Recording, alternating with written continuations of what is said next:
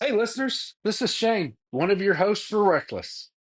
We're excited to be back for season four. We have new guests, a growing audience, and a new opportunity sponsorships. So if you would like to be featured or highlighted in a future episode, reach out to us at recklesspod@gmail.com. Once again, that is recklesspod@gmail.com. For everyone else, make sure you're following us on our social media. We're on Facebook, Instagram, and LinkedIn. Have a chance to interact with Tom and Jay. Hell, I may even thumbs up something you say. So, to keep up with all the latest news and all of our stupid shenanigans, make sure you're following us. All right, now on with the show.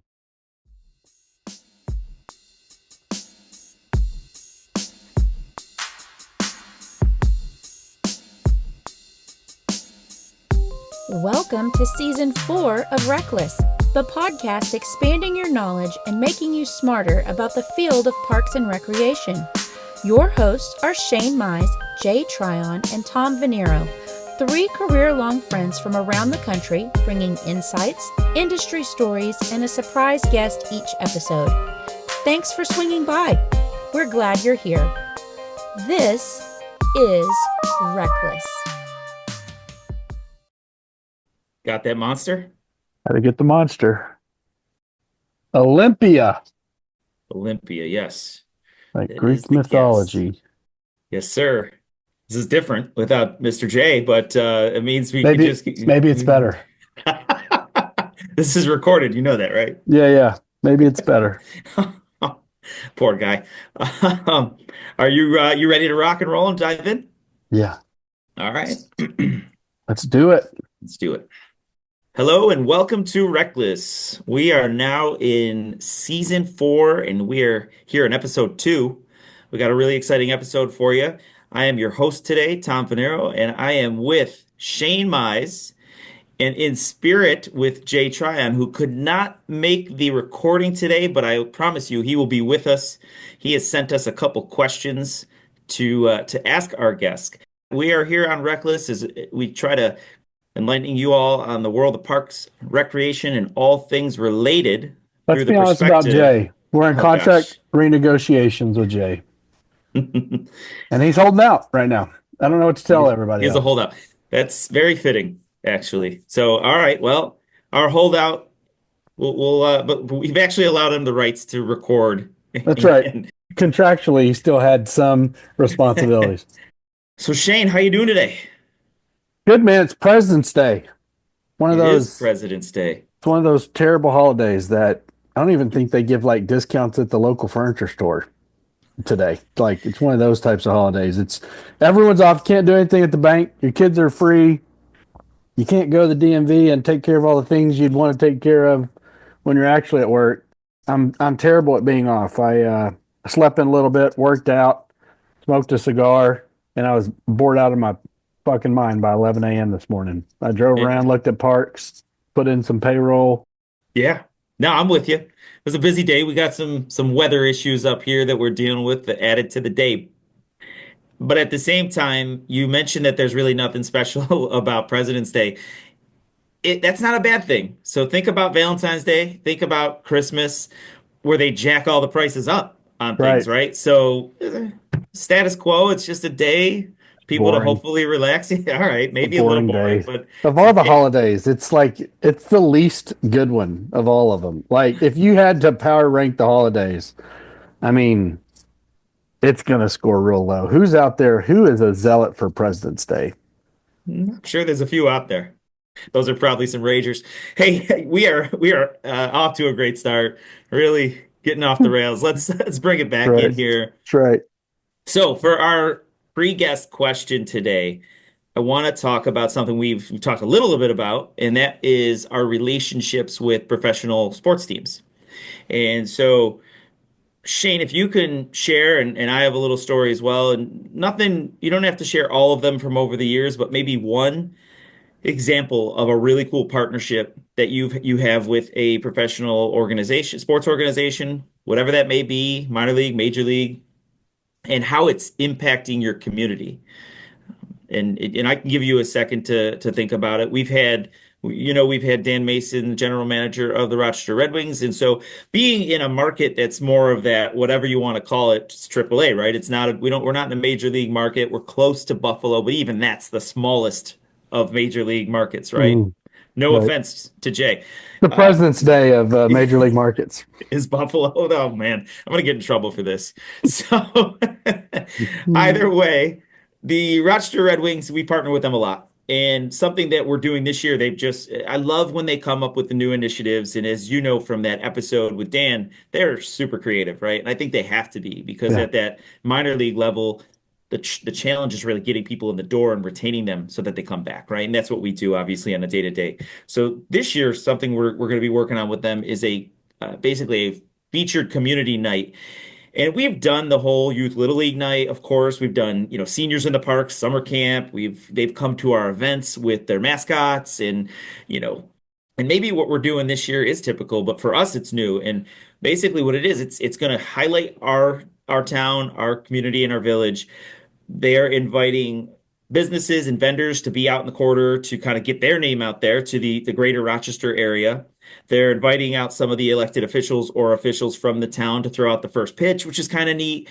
They're willing to have some of our individuals participate in the on-field games during the game. So it's kind of neat, right? It's featuring and really highlighting our community at a different level, not just the baseball level, but hey, this is Parma. Parma's here, and it's a great win-win for both organizations. It yeah, gets people out to the park, and it gets our people some recognition, our community some recognition, especially those local businesses who maybe someone stumbles upon them at this evening, and then it becomes one of their regular local establishments that they travel outside of their town or city to visit. So we're pretty excited. It's a new opportunity, and I can't say enough about those relationships that we've had with the Red Wings and some of the other local pro sports teams around here.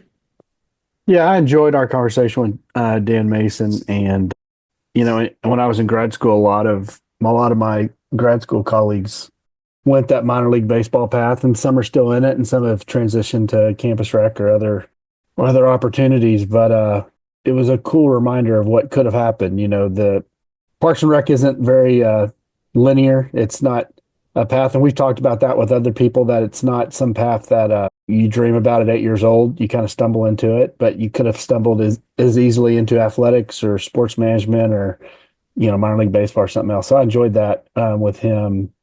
I think, and I've had some opportunities to work with minor league baseball in Fort Worth, and the Houston Dynamo and Dash, the professional soccer, men's and women's soccer team in Houston, when we were in Missouri City. But I think Austin FC, which funny enough, I'm wearing the hat for. I didn't know that was the question you were going to ask, but we reached out to him when we were driving back from Oklahoma.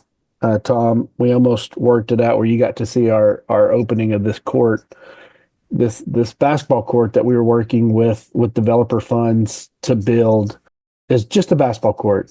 But what we decided to do was we decided to use that Gopher soccer system, which brings the goals out of the ground as well, kind of like one of those telescoping handles that you have on suitcases. And so not only is it a basketball court, it also potentially could have soccer goals on it, which you could play 5-a-side soccer, 5-a-side lacrosse. You can even play hockey on it. And so, it was this really cool idea. But even that, being as creative as it was, and we'd be the first in the state to use it, we wanted to really push the envelope. And I was talking with our landscape architect, and I was like, man, it'd be really cool if we could get Austin FC to come out and do something with us. We reached out to Austin FC. He was like, yeah, I know a contact over there. We reached out to Austin FC, and they did a mural. They had this elite designer who happens to be based out of Austin, and they had done work with her, Emily Eisenhart. In fact, they just released their new soccer jersey, their Austin FC jersey for this year, and she was one of the people that they use, the celebrities they use to highlight the release of the jersey. But she's done work on the West Coast, on the East Coast. She's got art in New York. She's got art on buildings in San Francisco. And she came out and designed this really cool court. And so now there's this public art piece, this mural that's on the ground of a basketball court that also has soccer girls that come out of it near a really nice development, but with some apartment complexes where, a bunch of kids that are from diverse backgrounds and medium home values get an opportunity to play on this court. And they can play lacrosse, they can play soccer, they can play basketball, whatever they want. And every time I drive by, it seems like someone's playing something different out there. And so that's a really cool partnership. And what I love about sports organizations in general is they always seem to carve out some of their funding for outreach and community give back. And I think we don't always realize how much they do care about being one with the community they're playing in, they're serving in.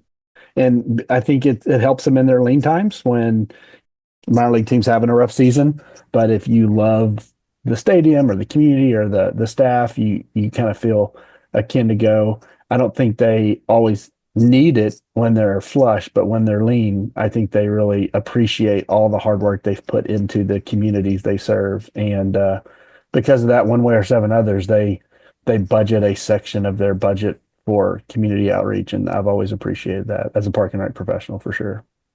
Yeah, Shane, I got a chance, and for anybody out there listening, check out Shane's social media. Now he doesn't comment on any of it. He just shares. He's a very simplistic sharer, right? It's not share with a really enthusiastic message. It's literally just a share, which is great. And I got a chance to check out the video of the opening of that sport court. It's really something special and unique, and that's a really great story.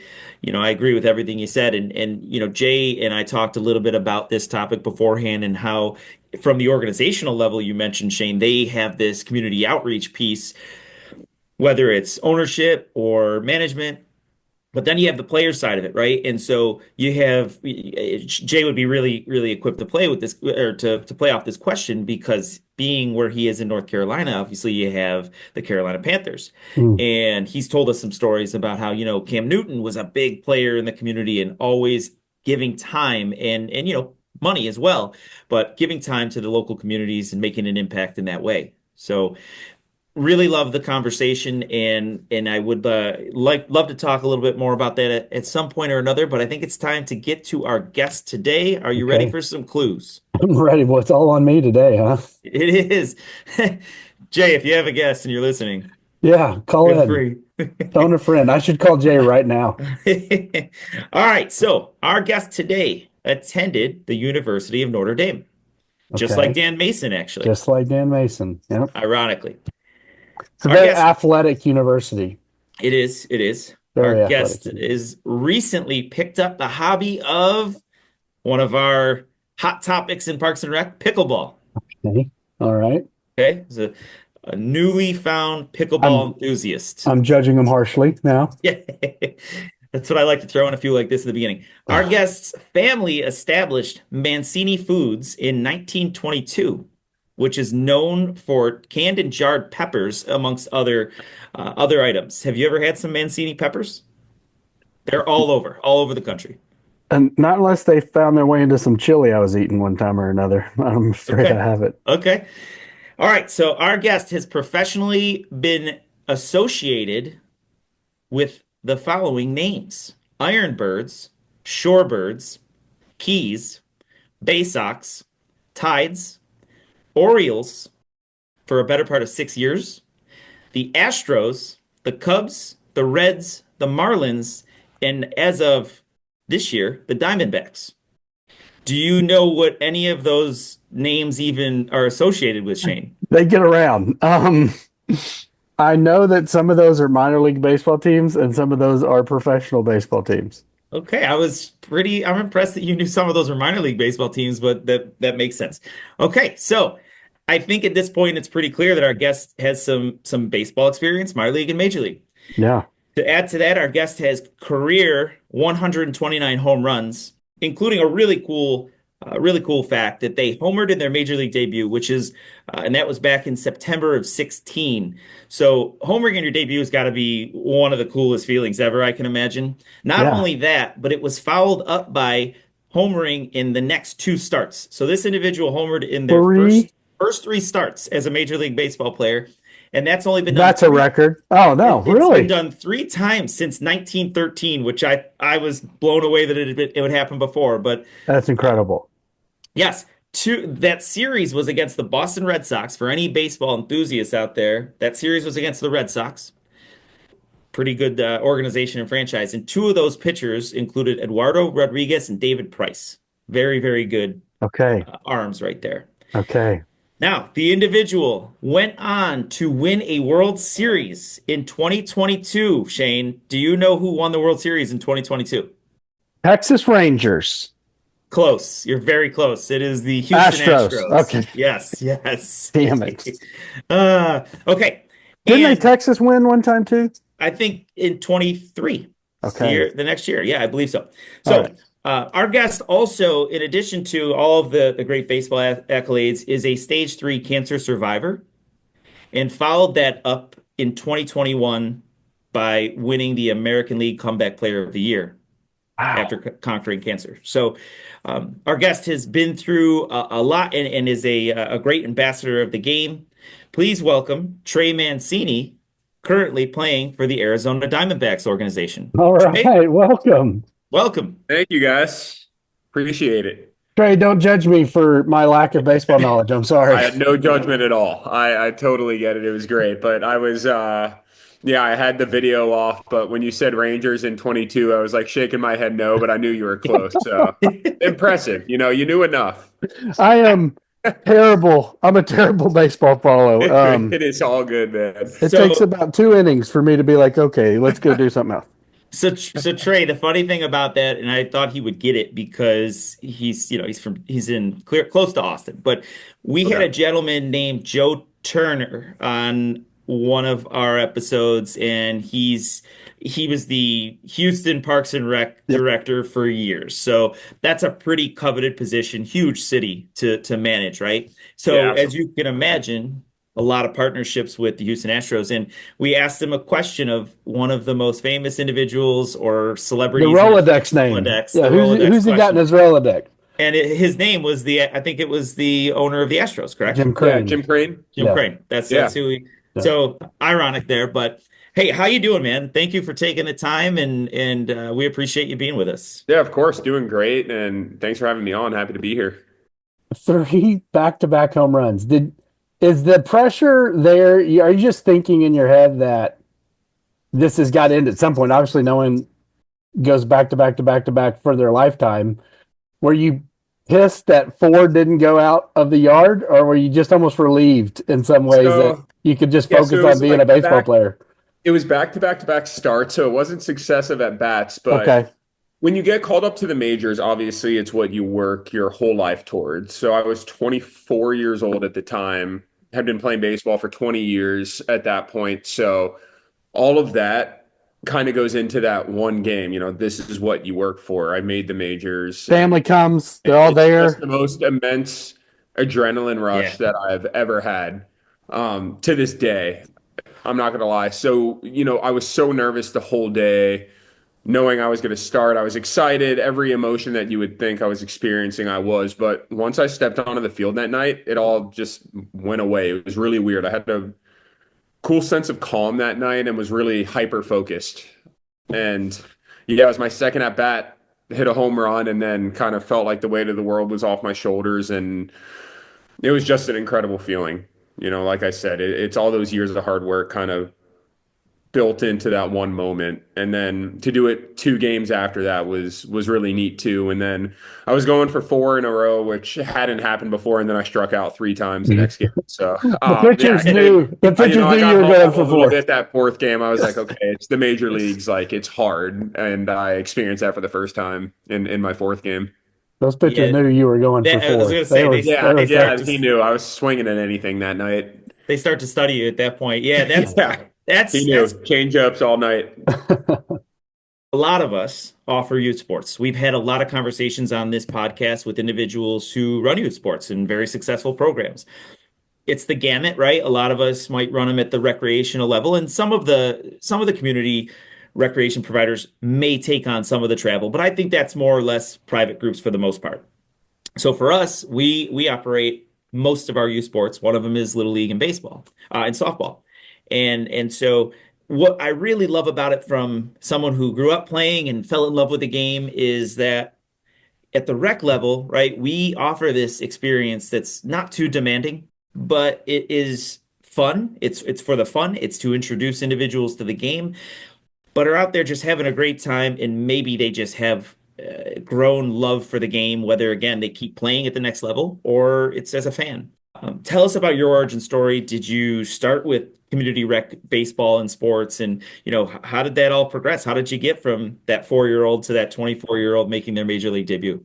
I took an interest originally in baseball when I was about 3 years old. My dad would just throw the tennis ball to me all the time, would throw me pop flies in our house or in the yard, and I just loved it. And I started watching games on TV. And then the next year, my parents, I remember them picking me up from my friend's house, and they told me that they had signed me up for T-ball.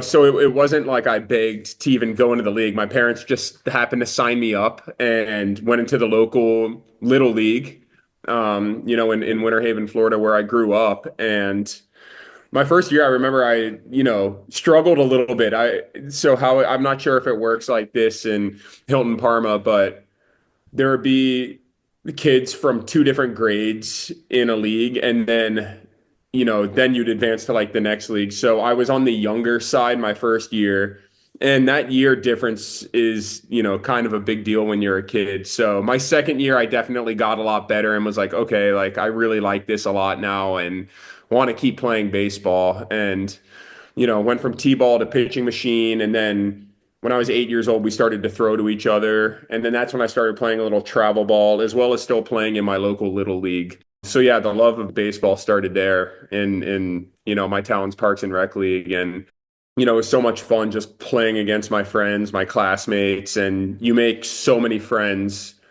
kids that go to other schools who you might not have met before. Obviously, you're going to meet in your local Parks and Recreation League. And I made so many friends through that, and some of my best memories still, and a lot of my friends to this day, I played against in Little League and all that. And we talk about the championship, back in 98 or something like that. And we all remember it somehow. So it's funny how that stays with you, and it's a great way to get into sports. It's funny too because we talked about this a little bit before. You mentioned how you remember that back in 1998, and the coaches and the parents probably, maybe they don't remember who won or Yeah, lost, not right? as much. But for that, even that non-competitive league, we forget, maybe lose sight of the fact that they go out there on a Tuesday or a Thursday, and then the next day they're in the lunchroom talking to their friends about the awesome hit or the awesome diving catch that they had and who, won the game, right? It's amazing to think of how important that is to the youth at the time, despite Yeah, the fact that we say it's definitely. recreational. Even the other day, actually, my mom sent me a picture randomly of my dad and I after one of my games with a trophy in front of me, and you would think that I would have won, but I looked at my face and it looked like I had been crying, and the scoreboard behind us was 10-0. And I was like, I think my team lost the championship game that night. And then I asked, four of my friends were on the other team that beat me, and he sent me a picture of them with their championship trophies on the scoreboard. I was like, how did you four all end up on the same team, that year? And I was, but it's stuff like that you remember, and it's hilarious. It was, we were competitive with each other, and, that started then, but it was so much fun at the same time. A lot of people can't say that they realize their dream, right? There's a great quote from Mad Men that the world can't support that many ballerinas. Like, not everyone gets to be what they wanted to be growing up. Someone's got to be the trash man. Someone's got to run the school. Someone's got to drive the bus, etc. And so, but at some point, if at 24, which still is young in every other relative age, except for probably professional sports, where if you were 24 and riding the bus in the minors, we're seeing some kids at 18, 19, 20 already in the major league Yeah, definitely. baseball sphere. When did it go from being fun, and maybe it hadn't yet, but when did it go from being fun to being a job? And there was parts of it where you had to look at yourself in the mirror and say, am I ever going to realize this dream? And what's that like? Yeah, definitely. There were so many times throughout my career where I really seriously doubted if I wanted to keep playing or not. I can think of a time when I was Sure. 8 years old playing travel ball, when I was afraid to get hit by a pitch at one point, where I, was like, do I want to keep playing? And then you just face adversity, every step of the way. But I think it's because I knew that I was a really good player, and hoped to play in college growing up. That was my big goal, was go, to play college baseball. Yeah, it's there's definitely times, and in college, I kind of went through a time where I wasn't sure if I wanted to keep playing or not, and it's tough. It's a sport where you're going to fail way more than you're going to succeed, Mhm. and you have to be able to handle that, and it's tough. And here I'm almost 33, and still have to remind myself a lot of the time that that's how the sport goes, because it's easy to get frustrated or get distraught, and you're going to go through slumps, you're going to go through good times, bad times throughout the year, but you have to try to stay as even keel as possible to succeed in this game, and you You know, learn that from an early age. to follow up on that, I think we have some canned J questions. You're not missing anything, not seeing our other hosts. Let me tell you, you're not missing anything. But I was talking to my wife, who is our producer of this podcast, about I thought there was a time when I was growing up. First of all, I thought being adult would be easy, and I found out it wasn't. But I also thought when I was growing up that I was at my best when everything was going right. There was no adversity. Everything was clicking. Everything was running downhill. And what I have found is I actually feel like I'm at my best, or my senses are most wide open. I'm most at my best problem solving, seeing when I'm actually dealing with some adversity, when there is something there to overcome, when there's some friction to rub up against or something. And so, that has to be something a ball player has to wrap their head around. Like when you're streaking, you're probably worried about when it's going to end. And when you're not streaking, you're probably trying to get back on track. But I had felt for a long time that I was at my best when I wasn't feeling adversity. And I've come to realize, no, I'm at my best when there is something that I'm dealing with, something that I'm trying to overcome. And I imagine baseball is a great mechanism for that same type of thought process. Definitely. I would say most of the times in my career that I can think of where I've struggled for an extended period of time, especially when I was younger, I would try to get through it by myself and try to diagnose the issue myself, and kind of stay in my own world rather than going to others around me. I've been lucky enough to have so many great coaches and instructors throughout the years, and a lot of times I think I was a little bit maybe too stubborn to go to them, and didn't want to burden them with what I was thinking or feeling at the time. But whenever I kind of finally did that and got, a mix of tough love and good instruction, it resets you a little bit and helps you make better goals rather than I want to get 3 hits today. It's more, I want to have good quality at bats. I want to swing at pitches I want to swing at. And when you start doing that and have those kind of small goals that you can control, that's when you're going to see those results. Love that. You mentioned how, and I always have believed this. I've got something on my wall that's a quote from Babe Ruth saying, never letting the fear of striking out keep you from playing that game, right? And you mentioned the failure in baseball, the failure rate. I've never really talked to someone who's made the major league level and really diagnosing that statement that failure in baseball is huge. And so settle something for me here. You're an athlete. You told me that you had played basketball. I'm assuming you're a pickleball player right now. Um, did It's are you? it's Yeah, very much so. It's been put on hold since I decided to go back to baseball this year, though. But yeah, I Well, played an absurd amount last year. we'll get to pickleball. We've got All right, questions for that too. Do you play a little bit of golf? I'm really bad at golf, so I Okay. do not. I'm going to put that on hold until I'm done with baseball, and It then messes with your swing, right? It really does. Or some they guys say it does. no, some guys don't. I'm not. I don't even want to use that as an excuse. I'm just a really Just bad golfer. I okay. gotta. Yeah. You gotta call a spade sometimes, and it's just not my sport. At least as of now, it's not. But I like a good challenge, so I haven't given up on it. So the reason I asked about golf, and I'm with you. I'm a really a just a I don't know what you want to call it, but I'm not great, right? And so, but I do like the game, and I enjoy it. Is hitting a baseball the hardest thing to do in any sport? Because I'm just saying people don't understand it, whether it's 101 mile an hour pitch, whatever, 98, I'm sure the difference is slight, but it's there. Whether it's a slider that moves 2 feet across the box or a changeup all of a sudden after a 101 mile an hour pitch that comes in looking like a fastball, but it comes in at 75. Is there anything harder than that? I've always felt like it is, especially as you're getting up further and further along the ladder.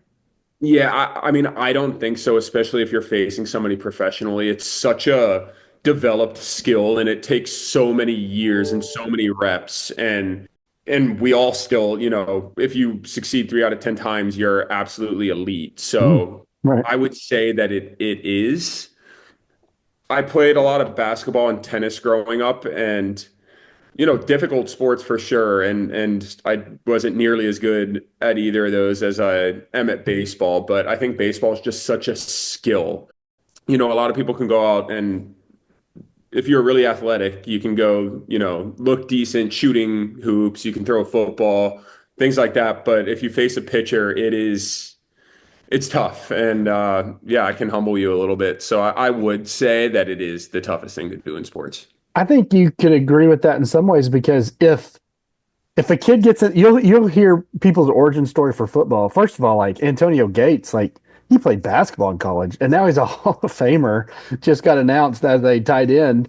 But you'll hear guys started football at 15 or 16. If that happened in baseball, you'll never hear of them because hell, if they start at 8, they might be too behind the 8 ball. They've already Yeah, missed some of that it's a stuff. sport where, yeah, it definitely helps you the earlier you start. But you Yeah. know what? I've never tried to shoot a jumper against an NBA defender. I've never tried to return, a professional tennis player serve. So it might be slightly biased of an answer. And those things I can tell you I would not succeed at.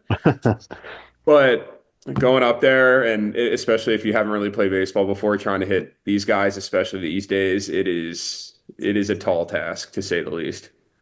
Let's go back to adversity.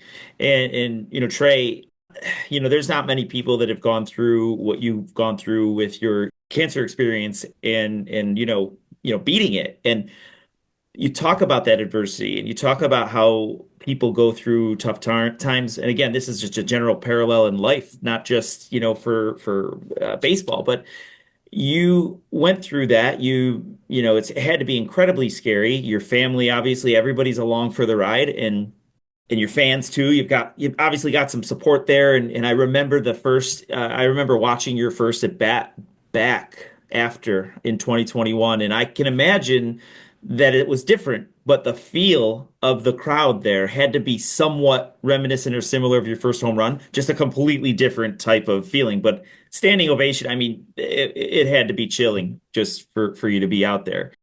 So tell me about that moment. But before, can you just explain, how did you dig so deep to say, I want to come back? You beat it, and then I'm going to come back and I'm going to play. Yeah, it was obviously the toughest time in my life. It was a shock. I was coming off a career year in 2019 and right in my prime. I was 27, about to turn 28 years old. And to get that news was absolutely shocking. So, I was obviously devastated, but I was more devastated for my now wife, Sarah, and my family that, you know, I think sometimes it's tougher when it's somebody that you love or somebody that you're really close to going through it, even, more than yourself. So, I was really thinking of them a lot throughout the whole process, but I also felt thankful that I played baseball. The only reason we found it was through a blood test. I didn't have any physical symptoms, nothing like that. It was a quickly growing form. So without that blood test, it would have been too late if it kept going. So I did feel thankful in that regard. But yeah, chemo for 6 months was definitely not fun, a big undertaking. But throughout the whole thing, I wanted to live and live a long time. That was the main goal. I would have traded anything. I would have traded my baseball career for that. But if I knew that if I had gotten through it and worked out in the off season and felt good physically, that it would be a great goal to make it back and for the next year and play. And yeah, I had such a great support system around me, kind of building on what I said earlier about going to those coaches and instructors for help in those times when I'm slumping. I had to lean on Sarah, my whole family, everybody throughout that time. You're only as good as those around you whenever you're at your lowest moments. And I definitely had some great people around me at that time and helped push me. And set realistic expectations too, and help me put a lot of things in perspective. So all that helped me get back and work hard to get back the next year. And yeah, it was, looking back now, I wish that I had enjoyed that year a little bit more. I just wanted to come back and be the exact same player that I was in 2019.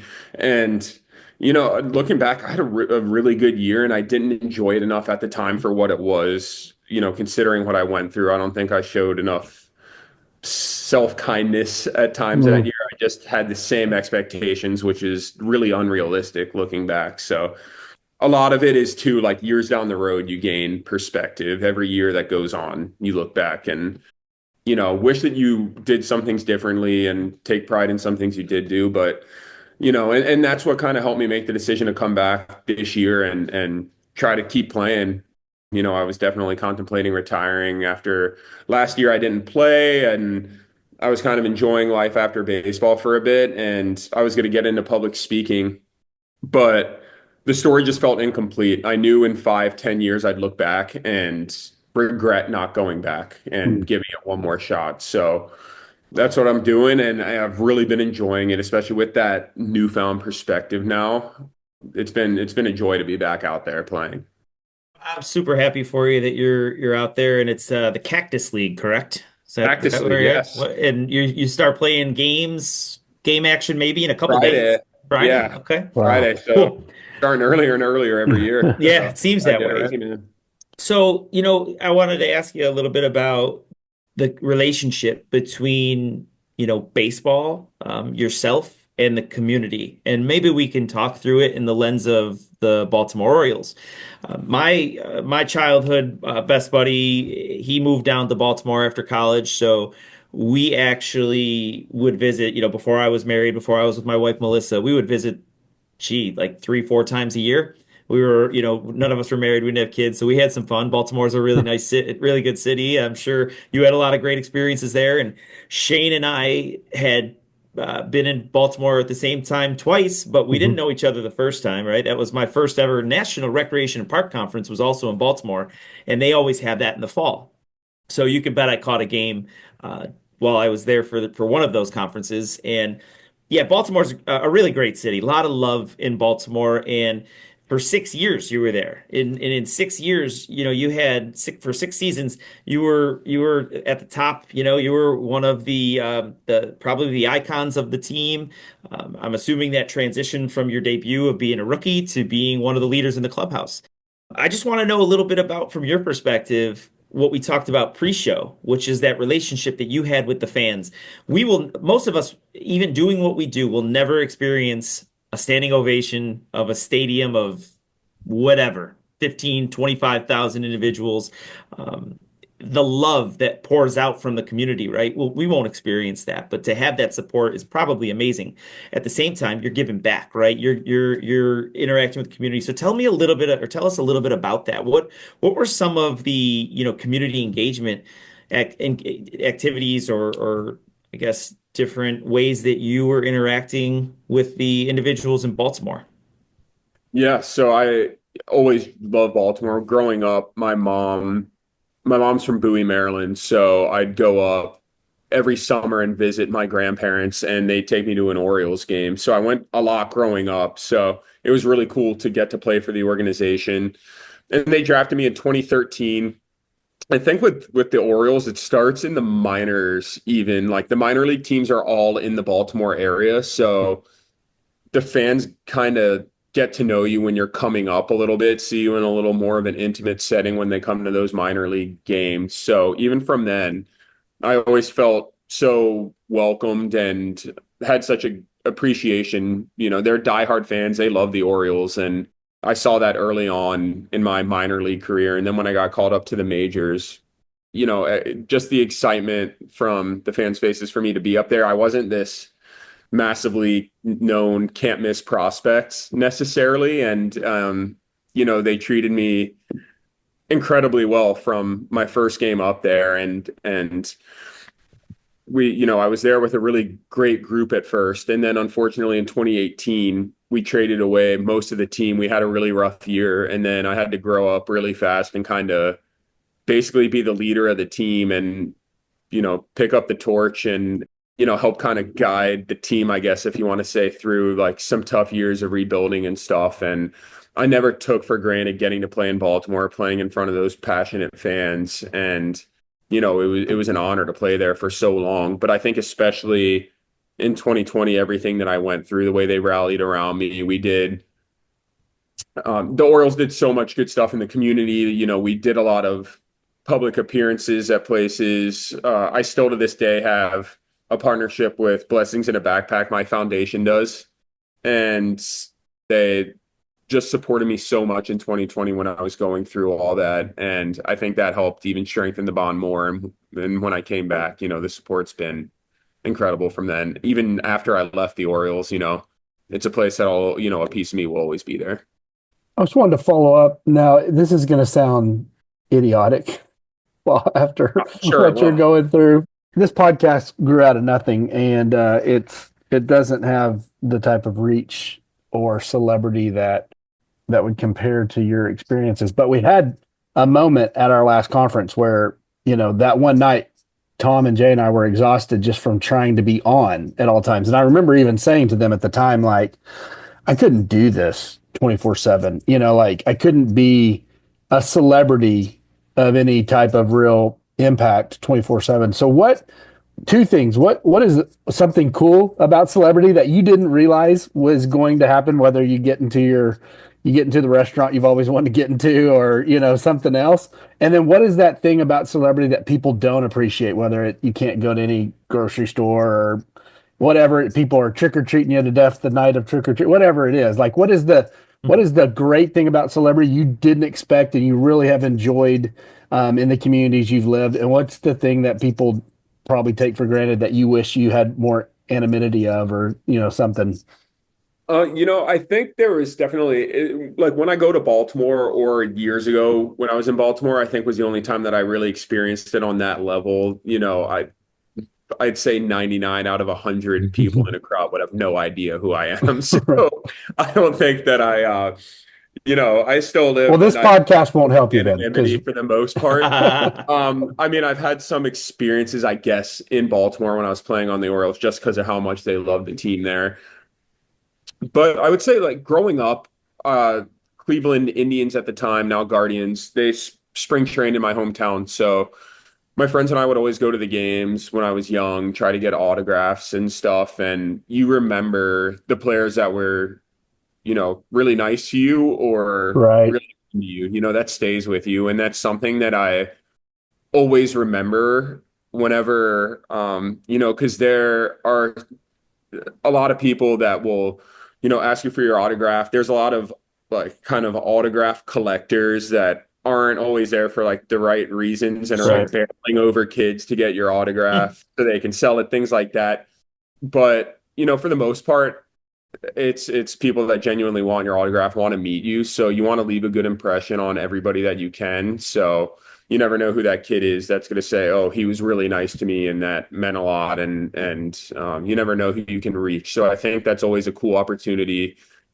Something that I don't take for granted is making an impression on somebody. So I think that's a cool part about being recognized. But like you said, being on all the time is tough. And you always look back and you're like, oh man, I hope I didn't come off as, like, cold or something that day. It's impossible not to, but for the most part, you try to reach everything that you can. In social media, they'll screenshot your tip and be like, this cheapo gave me 30% or whatever. You've got to worry about everything. The worst moment, you can be in a rush somewhere and just kind of give somebody the cold shoulder, and as much as you'd maybe want to stop. So I'd say that's the downside of it, is sometimes that might be the impression when you don't want that to be the case.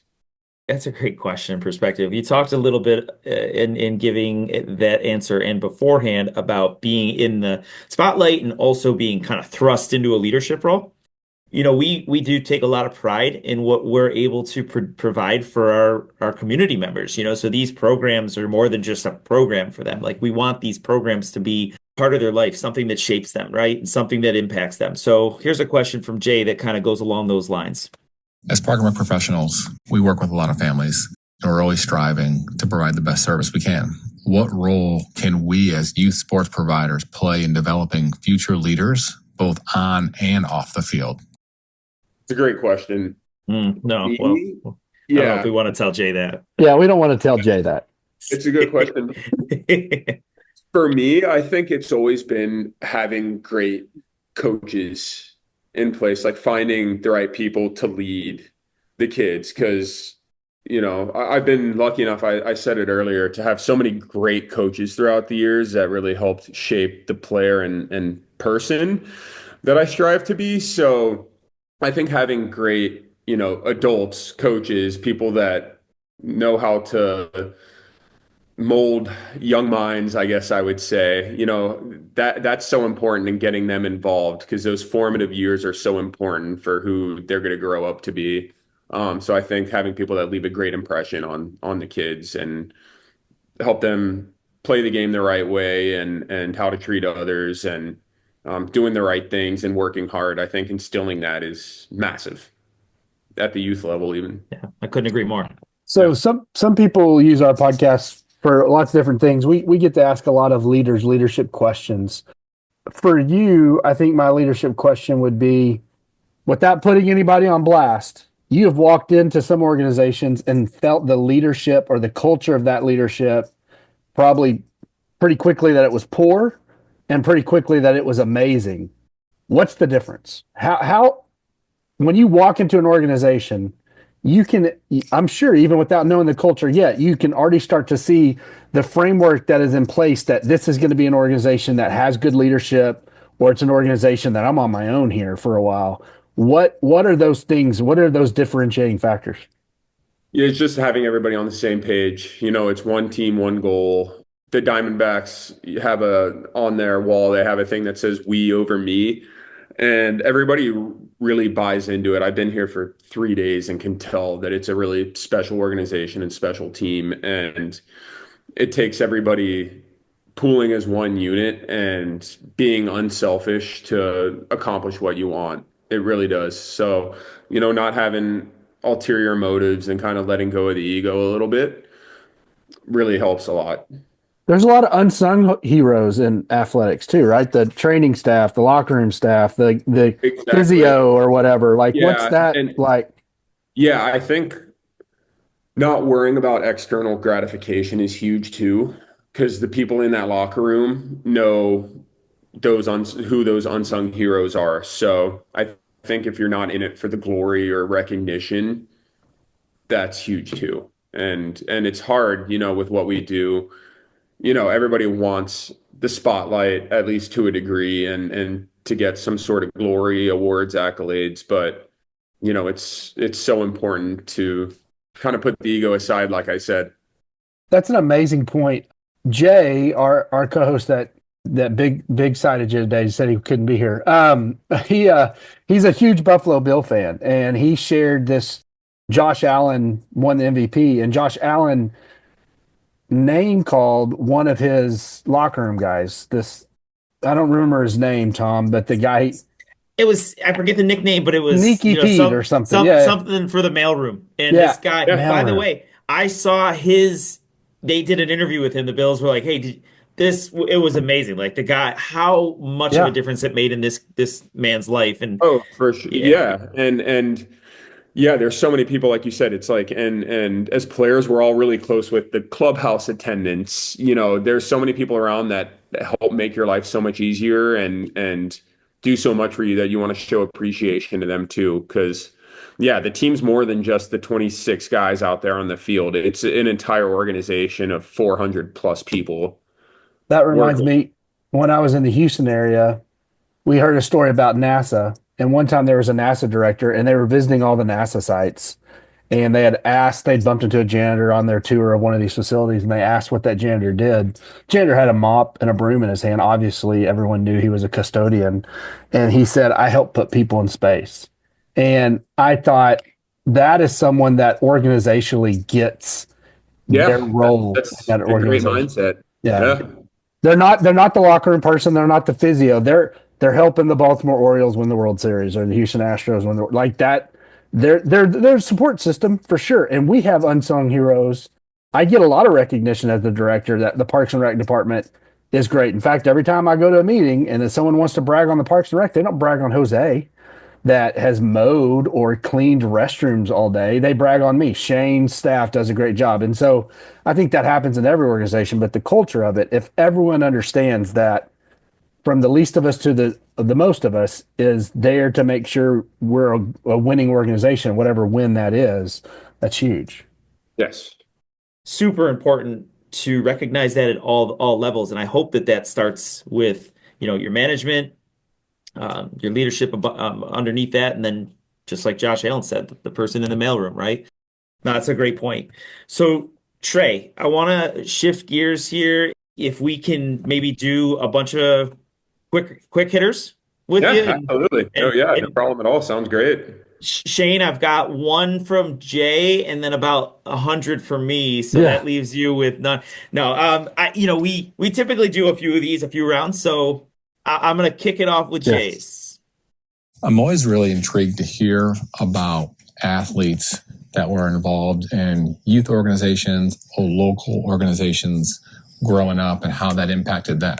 Was there an organization or a local youth group that you were involved in that played a role in developing who you are today? Yeah, so I played in my local rec basketball league as well as baseball. And when I look back at my childhood, that was some of the most fun I've ever had. The talent level was so good. It was so competitive. And I think playing as many sports as you possibly can as a kid helps you when you get older. And hopefully, if you go to college for a sport, I think skills from other sports transfer really well to whatever your main sport is. And so, yeah, like I think youth basketball helped me a lot with footwork and jumps on the ball, things like that. And yeah, I think it really helped out a lot. And it was just, I made so many friends from playing in that, and some of my best memories were from youth basketball. All right, I'm gonna go and shift gears and get specific into some baseball. Shane, bear with me here. I'm gonna ask him three quick ones, and then I'll hand it over to you. That's bullshit. Okay. Favorite ballpark, whether it's to play or just kind of in general for whatever reason growing up. So I mean, I loved Oriole Park, so that's up there, Camden Yards, but Fenway. I got Okay. to go with Fenway. Was that first series, was it in Boston or It was was in that it was in Baltimore. Boston? It was Oh, it in was in Baltimore. Baltimore. Okay. Okay. Yeah. So yeah, that was at home, but Fenway's special, man. It's really cool. It kind of takes you back in time to like the early 1900s. It still feels like that in a lot of ways, and it's got a great energy about it. Cool. Well, I've never been to Fenway, but I've been to Camden and Oriole Park, and that's a from the design to the building out back, like there's a definitely a special feel Yeah, to it's that it's as well. special. It's almost in from my experience of being in Boston, the city of Baltimore and Boston, at least where Camden is, there's almost a similar feel there too, because like there's that walkability to when you're in that area. It's wild. I was in Baltimore one year visiting for a different work opportunity, and it was on opening day. And I didn't get a chance to go to the game, but I got a chance to be around the area during opening day, and it was wild. Just the atmosphere and the It is, excitement. yeah, it's crazy. So, all Yeah, right, best fans other than, and maybe let's exclude Orioles, right? Because I'm sure that there's a special place in your heart for those fans. But if you were just in a different park, what are some of the best fans? so I've gotten to play in San Diego some, and it's electric there, especially now. They've got a really fun team, and I've found that to be a really fun atmosphere to play in. And whether it's a Monday or Saturday, it's been pretty similar every time I've played there, and they've got a cool experience there at that park, I would say, from the fan perspective. They're all happy from living in San Diego their whole Yeah, life, apparently. seriously. Or moving there, right, from Yeah. places like this. So, all right, my third of the trio of the stadiums is, do you have a park that you just always hit well in? Like you were there and you were like, man, I feel comfortable. I feel great. Part of the reason I say Fenway too is I've like hit really well there, so I got to go with Fenway again. Nice. And your Green Monster, would you have been hitting over the Green Monster a few times? Yeah, a couple, yeah, a few over the Nice. Green Monster, a couple in like the bullpen and right, and a couple in center. Yeah, I love hitting there. It's such a cool park, and I don't know what it is, like the sights, all the green in the background maybe. I don't know what it is, but I always feel like I see the ball pretty well there. Okay, I don't like to fly. Okay. I have a '94 Ford Bronco that I drive all over the country. Nice. I drive it to Minnesota to speak. I drive it to Atlanta. I drive it anywhere I can. But Tom, Jay, and I will be in Boston for a conference. We'll be speaking, and I'm flying. I haven't flown in a couple years. What's your travel hack as probably a professional athlete who's flown plenty of times, traveled plenty of times? What's a professional hack or two that you can share?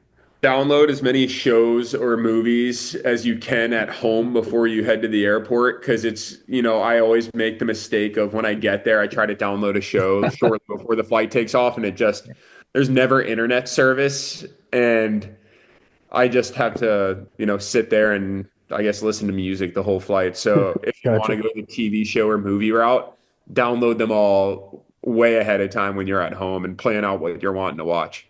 Are you a pack the night before guy? A pack the Oh morning yeah, of oh guy? yeah. I'm a procrastinator in Mhm. in every sense of the word. So yeah, it's the night before. I don't do it unless I have to, and then I feel compelled to do it. It's gonna get done. So I always wait till the last night.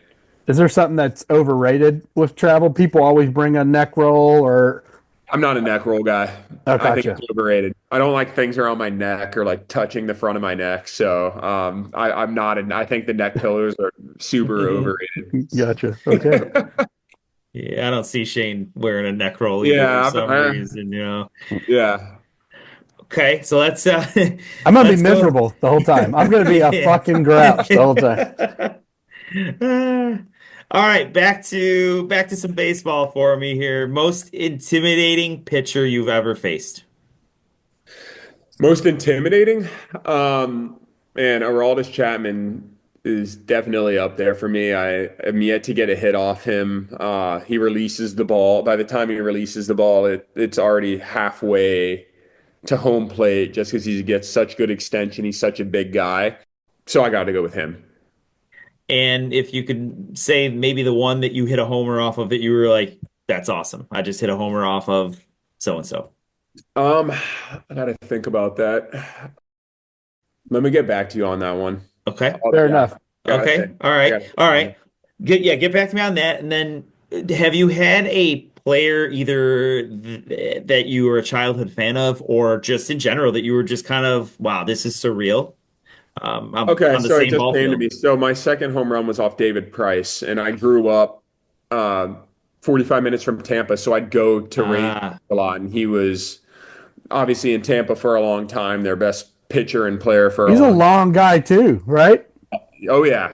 So I watched him when I was, I think, even still in high school. So that was pretty surreal facing him and hitting a home run off him. So yeah, that question kind of answered them both, I guess. awesome. Yeah. So every person, Major League Baseball, maybe Major League Soccer, at some point you get a contract or you even get a bonus or you get something and you go out and you make a purchase that you would not make if you weren't a professional athlete. What maybe it's embarrassing, maybe you're proud of it. What was that purchase for you?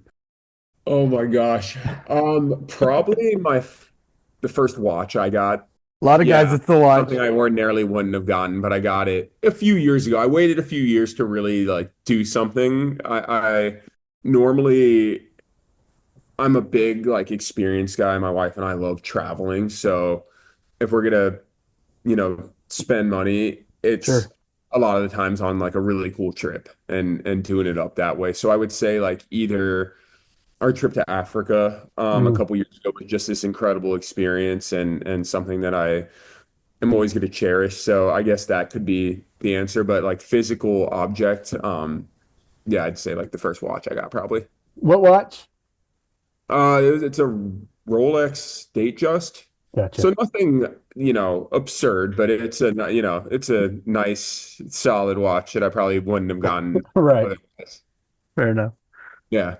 When I want to spend the money, it's usually on a nice trip and we don't have to talk about where, but I am aware that through our mutual connection, which I want to ask you about next, that is it did you have your a part of your wedding, some kind of a trip in Ireland? Yes, so I proposed to my wife in Ireland. So that was the year before our wedding. So we went to Ireland and Amsterdam that year. And then for our honeymoon, we went to Germany and Austria and Rome. And then 23, we went to South Africa, and then we went back to Italy last year. So we normally, Wow. we love traveling and yeah, I've been lucky enough to go on some cool trips. So it's definitely our biggest passion. My connection to Trey here is I was Trey's sister's neighbor for, I don't know, 2 or 3 years. So shout out to Katie Pettinari, formerly Katie Mancini. And so we lived across the street from each other, literally, a baseball throws away. And, we would have dinners together, things like that. I remember your nephews when they were, when they were in Brockport, gee, your nephews had to be 3, 4, and maybe 6 or so. And now the oldest is in the middle school, I believe. Yeah, yeah, he just turned 12, It's amazing. which is wild. Yes. So Yeah, Nemo's 12, Luke is 9. I was fortunate enough to meet them, and going back to what we talk about, these individuals, Shane, they own and operate a family run from, I think, since the 80s, so it's almost a 40-year in the Yeah. business, deli pizzeria. And what they're most known for is now they've added a butcher shop, and I think I've talked about this on the show, but they're most known for their sausages. They make these crazy, amazing, unique Yeah. Let's sausages, rare go. beef twist. What are So we holding out for? Let's Yeah, go. man. wait, we've never talked about this? I don't. You haven't Okay. sent me any. Well, we'll talk about. I'll see if I can do that. I don't know how that would. I have to set a lot of ice. So you know what? That's where I want to go with this, Trey. I'm huge. If you've listened to any of our episodes, which I know you haven't, but anybody who has, we are big into our food and traveling and checking our food. And so a couple questions for you. One, have you had any of Giuseppe when you're here in the Rochester area? Have you had any of the sausages that Giuseppe has concocted?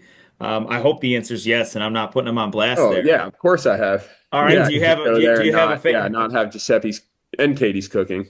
do you have any favorites that they've I introduced you love his to? pizza. Okay. All Yeah, right. that's number one. That and the I think salt bread is what they call it. They have this thing that Yeah. oh, that salt bread's really Oh, good. it's Uh, amazing. Makes a that's great sub. Giuseppe's specialty. So yeah, that's definitely my favorite of the at the Pettinari Meat and Deli. Cool. Cool. So that brings me to that follow-up question. When we travel together, the three of us, we're always looking for 2 or 3 food spots, and we've being in Baltimore several times and me traveling there without the national conferences just to see my buddy. Baltimore's a great food scene, It and is. so tell me what was your go-to or go-tos in Baltimore? So I love La Scala. It's an Italian restaurant in Little Italy there. It's been a few years, so I'm trying to think of my other favorite restaurants, but like La Scala definitely was my spot. Tagliata is another good Italian restaurant, kind of in like near Fells Point. Yep. And then trying to think of what else. Those are the two that really stand out to me. I love Italian food, so anywhere in Little Italy, you're not going to go wrong. Okay, two questions. In your heyday, in your peak of Baltimore fandom, one, did you have to wait in line for Las Calas, or did they just say, "Come on back, Trey"? They typically were pretty accommodating. And then we hear from time to time some player did something and he'll never pay for a drink again in that town, right? Like you know, Carlton Fisk will never pay for a drink in this town, or whatever. Is there a town that you can go in and get a drink right now and not have to pay for your drink?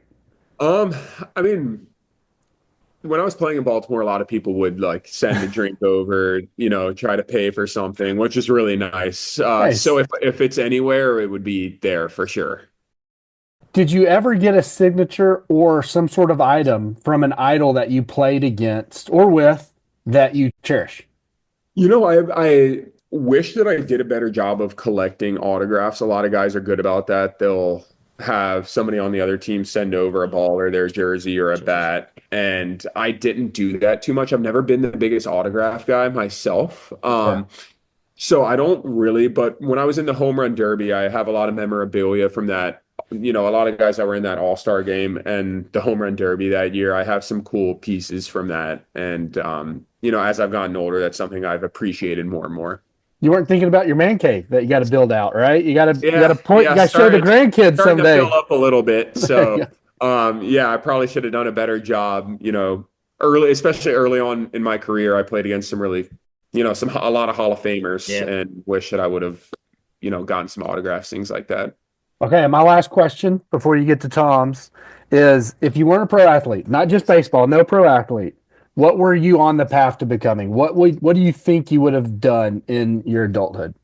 I was a political science major in college. I didn't necessarily want to get into politics, but I could have seen myself getting into, when people ask me, I say law school, but there's no way I was doing another 3 years of school. So maybe I would have done some sort of government work. I remember shadowing my uncle at one point when I was in college. I wasn't sure if I wanted to keep playing baseball or not. So, not necessarily politics, but I would have been interested in maybe doing some sort of government work, though. He almost was Parks and Rec. If he'd have had just a little shittier of a batting average, he could have been a Park and Rec director. So I've got one that I want to close it out on. Just some, really great accomplishments or experiences that I assume that you'll remember. And I was before I ask that though, Shohei Ohtani. Have you been on the field with him? Oh yeah. Played against him a lot. Seen him hit a lot of home runs in the flesh, and he's really good. He's really good. Faced him a few times. He's a great pitcher as well. He is the real deal unicorn baseball. Like, we see it once every 100 years what he's able to do, and I think you can safely say, even at this point, he's the best baseball player of all time. Wow. At least most talented. It's probably not an easy statement to debate, but some people will try. So, All right. So here's my final question for you.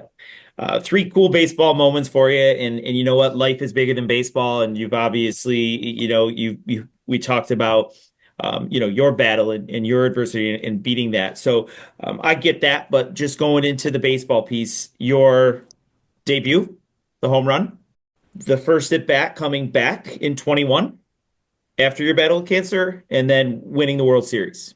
How do you rank those 3 from your experience with them? Winning the World Series, number one. It's why you play the game. It's what you dream of the second you pick up a baseball glove when you're a kid. It's with that goal in mind. So that's definitely number one. It was such an incredible moment, and that's the team accomplishment out of the 3 too. That's what makes the game so great is that moment. So that's number one. I would say my first home run, number 2, just because of that euphoric feeling, the adrenaline rush of being in your first game, hitting a home run in that game. Just words don't describe how cool that was. And then I hate to rank it third, but then coming back in 2021, especially because I think I grounded into a double play in that at bat too. So that's maybe why it was. If I hit a home run that at bat, maybe that would have been number 2. That one's number 3. Yeah, well, it's a I'm sure as a number 3, it's still a pretty special experience, and those are 3 moments that most people will obviously not get to experience. So I'm really glad that you were able to get that World Series, and really just want to thank you for the time today. It was great. We really excited. Thank you guys for what you do. It's absolutely incredible. It helped definitely shape my life and my career from a young age. So I think it's so important to have, as many kids as possible, whether it's sports or other activities that are being done, to participate. That's awesome. Thank you. Thanks for being on. Yeah, of course. All right, Trey, good luck, man. We will be rooting for you with the Diamondbacks. We hope the season ahead goes well and gets you all you expect. And again, we talked about it before the show. Diamondbacks look promising this year, so good place to be. Great squad. Yeah, thank you guys. Much appreciated. All right, see ya. All right, Trey. All right, see you guys. Bye. I forgot to tell him, man. Next time he's in Rochester, he's got to look me up, man. They literally get the Tom. Go get the Tom Verena. Get the Tom. Yeah, his sister and brother-in-law, man. They're great people. They are great people, and he seems like a genuinely great guy. A very humble guy. Incredible family. We've talked about like 2 truths and a lie. I would have loved to ask for his Rolodex question, and I would have loved to ask how long did it take for them to sober up after the World Series? Those guys are just drinking for days. Like you're secondhand drunk, even if you're not trying to. They're throwing it in the air, you know. But I mean, he's had some unbelievable once in a lifetime type experiences, both overcoming cancer, getting to the majors, and winning World Series.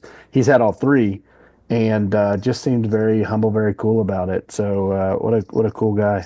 Yeah, great family. And, again, I remember I was telling Katie about the podcast and she had just said, would you have any interest I was like, yeah, 100%. And Yeah. so, it was really a great experience to have him on on the podcast. And I know we've got some individuals out there who are really, you don't know this because I couldn't say anything, but I had a little meeting with Trista Mm, and Chad from Wisconsin, okay. and they are huge baseball people. And Most so people are. yeah, I know. You could imagine my disappointment when Jay couldn't make this one, and I It's had just Shane fucking me. Austin Football Club. No offense, Austin Yeah. FC. Yeah. I mean, you could have told me I mean, I was like, oh man, I don't know this guy. You know, like he's like World Series cancer beater, 3 home runs his first 3 games. I was like, he could be, I can already see his face and not be able to guess him, you know, which is terrible to say to a professional athlete, but he didn't let that hold it against him either. So that was cool. Well, there's a lot of baseball players too, right? I mean, there is Yeah, but they're more not that recognizable than others. you think so? Well, helmets and everything else make some of the stuff a little bit more difficult to recognize people, but baseball, you kind of see their face. And this guy's up. I mean, been in the home run derby. I mean, he's done some stuff. So He has. He has. I really wish you asked those 2 questions, man. We're gonna be up all night thinking about the ones that got away. yeah, for sure. But what a cool episode! And you've kind of raised the game on the guests. We don't have anybody yet that's been a World Series winning guest. So Yeah, it's definitely interesting, right? When you think about that accomplishment was and all of it, right, that he's been through. And yeah, I love the parallels you can make between sports and life, and then of yep, course sports and parks and recreation. And he had told me before the show, and when we were kind of chatting it up, getting into this episode of how just very common that these guys all start at one point or another, right? It's very rare for you to just jump into travel ball, right? right, Like you just don't just one day decide that you're going to be playing the most competitive level. You start somewhere, and it's a lot of the time with us. And, yeah, and so, absolutely. We've talked about it on this podcast, but every person in this world, or in this country at least, I feel like has had an interaction with Parks and Rec, whether they knew it or not. Whether they were on a trail or at the local park, they were playing as a kid, their kids, their grandkids. They went and saw a niece or nephew playing on a ball field that's maintained by Parks and Rec, if not the league itself. And so, we're probably our own worst mouthpiece when we brag or when we try to highlight. We should be highlighting the Trey Mancinis of the world better. But what a cool guy. yeah. So, yeah, well, hey, I like you said, the bar is set high. I expect some real star power with your next few guests. And when we met last week, we are in season 4, episode 2, and Shane didn't have anybody even on the calendar yet. So That's right. That's right. I was waiting. I needed to see this guest so I can figure out who I got to bring in now. All right, man. We've got another one coming up in a few days, so Yeah.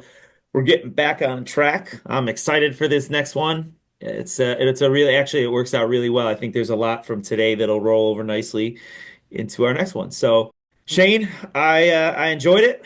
Jay, we'll catch you on the next one, and everybody else, we'll see you next time on RecLess. See ya. Follow RecLess Podcast on YouTube for more content and outtakes. Listen and subscribe wherever you get your podcasts. Follow along on Facebook, Instagram, and LinkedIn for news and exclusive clips. RecLess Podcast is edited and produced by Hannah Mize.